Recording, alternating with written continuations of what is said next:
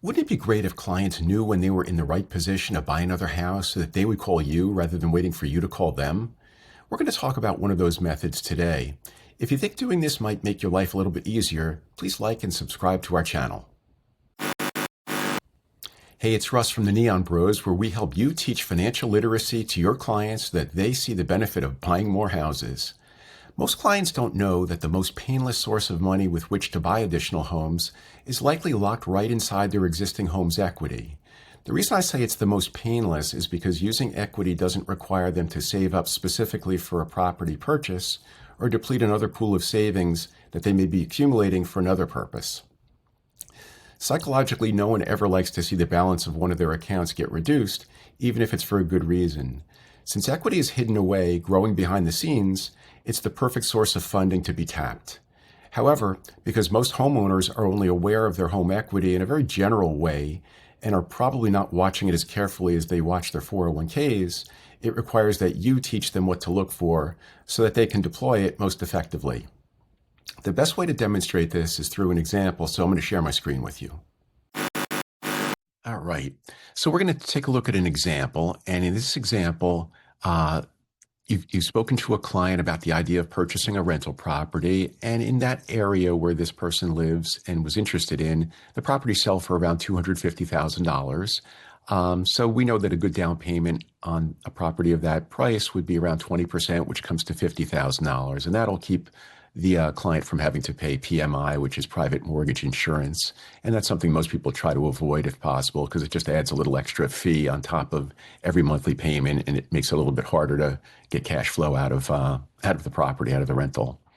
So then let's just go back to the client's own original home and what he put into it when he purchased it and what it's worth now. So his original purchase price of the home that he lives in was $260,000 at the time. We don't know when that was. It was, presumably many years ago. And his original down payment was also 20%. We're going to assume for the same reason that we just described, just to avoid the private mortgage insurance.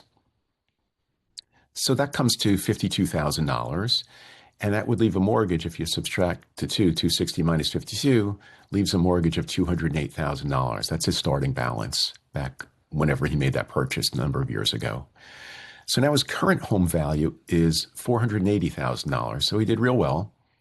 And the remaining mortgage balance, we'll say is partly paid off. So he's got, let's say, $162,000 left on it. We just kind of made that up as something reasonable, assuming that he's probably had this house, let's say maybe 10 years or so. So the home equity is the current home's value minus the remaining mortgage balance, which comes to $318,000. So now, in order to figure out how much cash he can get out of his house, this is the part that you need to teach your clients about. And there's only 3 elements that are needed in here, so it's a pretty easy calculation to do. So all they need to do is they need to know the current home's value. They could use Zillow or Redfin or any of the online services. Those are usually fine. Those are just publicly available.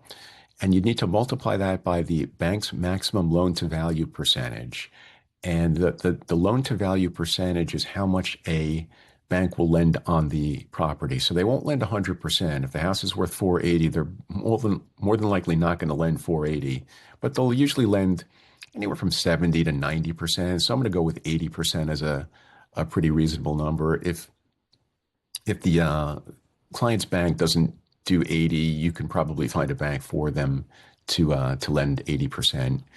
And then the last part that they have to do is they have to subtract out the remaining mortgage balance from that. So if we take the real example, rather than just using words of current home value times bank's maximum loan to value minus the remaining mortgage balance, let's use real numbers here. So we're going to assume 80% is the bank's maximum loan to value percentage that they will lend, that they'll lend 80% of the value of the home. So for this person's example, that comes to $480,000 times 0.8%. That equals $384,000. That would be the amount of the new loan. Compare that to the original loan of $208,000. So it's quite a bit heavier. It's, maybe 70 or 80% more. So then $384,000 minus the $162,000. Again, remember, we have to pay that off in order to figure out how much he can walk away with. He still has to pay off his old loan. So the 162,000 is the old loan. Subtracting that from 384, we net out $222,000. That's the amount of cash your client can redeploy into a new property. However, reality always kind of bites us in the butt here. I mean, there's going to be fees associated with this, so we're going to have to figure out that maybe let's assume $10,000 in fees, so that he really will walk out with $212,000 on this. So this client has a choice to make. He can either wait until he accumulates the remainder to get to $250,000, since he's so close.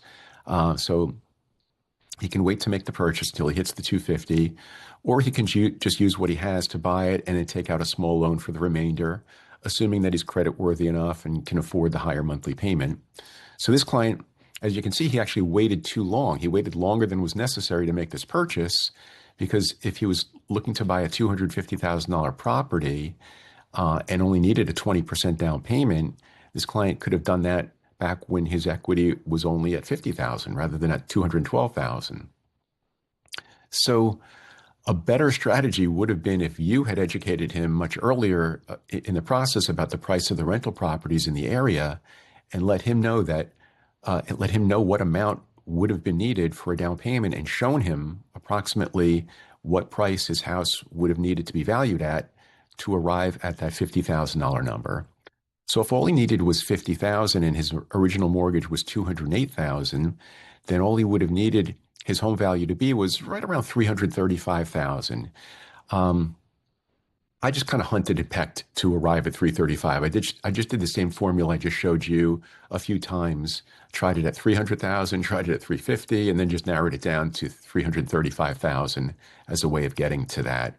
But if you see, it is actually very close. So 335,000 times 0.8 equals 268,000. Then 268,000 minus the 208,000 that the original loan that he'd have to pay off would be, actually ends up with 62,000. So this isn't exact, because if we're looking for 50,000 plus a 10,000 cushion, this is a little higher than that. But we have a pretty close estimate here. So $260,000 appreciating to 335 would get you where you need to go. But just understand that there's going to be a little bit of principal pay down off the 208. So this isn't going to be exact anyway. The 208,000 would actually be a little bit lower by the time you did this, since it's going to take a number of years for this house to appreciate from 260 to 335. So during that time, the 208,000 is also reducing. So, but the point here is that around $335,000, it would have made sense for the client to have called you to see if he could have afforded a rental property, and you can train your clients to do exactly that, just to call you when they hit that point, and that way it'll save you some time. Otherwise, you could just always call them when it hits that point, but it involves more monitoring of all your clients for you to do. If you don't feel confident that you can adequately train your clients to do that or to monitor it yourself, my service called Opportunities Everywhere can help. To explain more, I'll turn it over to my avatar. Successful real estate agents know one thing: you're only as strong as your pipeline, but keeping it full shouldn't feel like a grind. Cold calls, awkward networking events, and endless mailers might get your name out there, but they drain your time, energy, and enthusiasm. That's why we built Opportunities Everywhere, a smarter, easier way to attract clients you actually enjoy working with. Instead of chasing leads, our system creates them for you. Using a library of short, engaging 10-minute videos, it quietly teaches everyday people how and why to invest in residential real estate. Then, when they're ready to act, they come straight to you. The best part? These aren't just one-time buyers. They're future investors you've shaped from the start, clients who understand your approach, trust your guidance, and keep coming back for their next purchase. If you're ready to fill your pipeline with the kind of clients you've always wanted, visit OpportunitiesEverywhere.com to learn how. So, in an example like this one, where the client actually had far more equity than was needed for one rental, you certainly could introduce the idea of purchasing multiple properties. However, it may have saved years of waiting had the cash out refinance taken place at the appropriate time to buy one property, since new investors typically just want to test out the idea of investing on one property and make sure that the whole process actually works. Had you trained the owner better or subscribed to a service like Opportunities Everywhere to do it for you, you may have seen results quicker and gotten the owner on the path to additional investment sooner. But it may be worthwhile to talk to your client about buying multiple properties anyway, because even though he may not be open right now, the more times he hears the message, the more likely it will begin to make sense to him, and the more comfortable he may be with the entire concept. Or he might be comfortable right now. You never really know until you ask. Some people believe it's not worth doing unless they do it in a meaningful way, so he might be one of those people ready to go right now. If this video has been helpful to you, please remember to like and subscribe. So, what do you think about this strategy?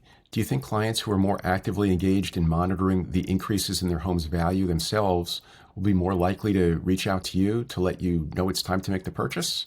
Or do you prefer to maintain control of the interaction by reaching out to them? Put your comments down below, and I look forward to reading your opinions. Until next time, I'm Russ from the Neon Bros, wishing you and your clients a lot of success in real estate.